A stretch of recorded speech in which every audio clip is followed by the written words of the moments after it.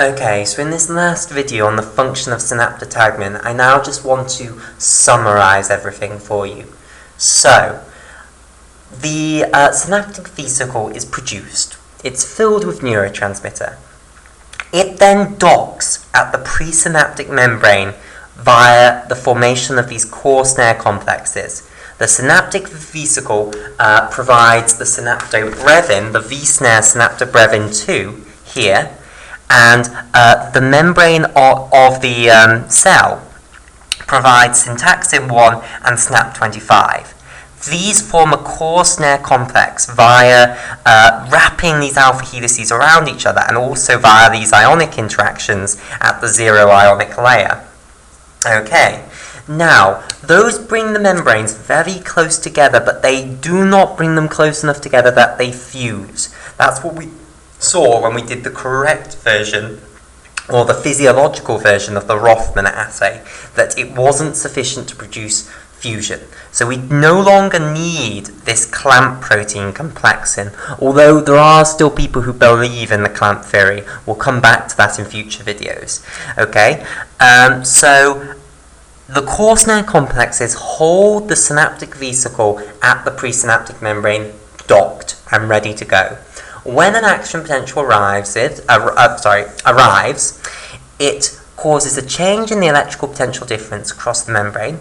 That activates these N or PQ type voltage gated calcium channels, which allow calcium to move into the axon terminal. These N or PQ type voltage gated calcium channels are actually positioned very close to the synaptic vesicles, basically. The alpha 2 delta subunit ensures that by binding to proteins associated with the docking of the vesicles. Okay, so when these open, they spray calcium all over the docked vesicles. Calcium is going to bind to the C2A and the C2B domains of this protein synaptotagmin. 3 calciums will bind to the C2A domain here, and 2 calciums will bind to the C2B domain. That is going to then mean that these C2A and C2B domains start interacting with phospholipids in the plasma membrane.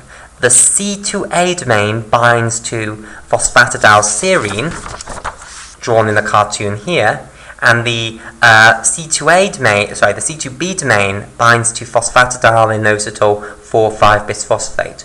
We've also seen that the synaptotagmin molecule binds to the T-snare syntaxin 1.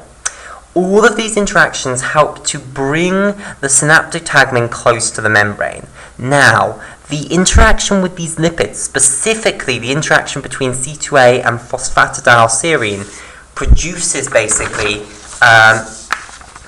an invagination of the plasma membrane inwards. So all the phospholipids are pulled towards the synaptic vesicle membrane by the interaction with the synaptotagmin molecules, basically. And this sort of invagination of the membrane is then going to cause the fusion of these two membranes. That is the model, that is the best model that we have for how release of neurotransmitter occurs when an action potential arrives.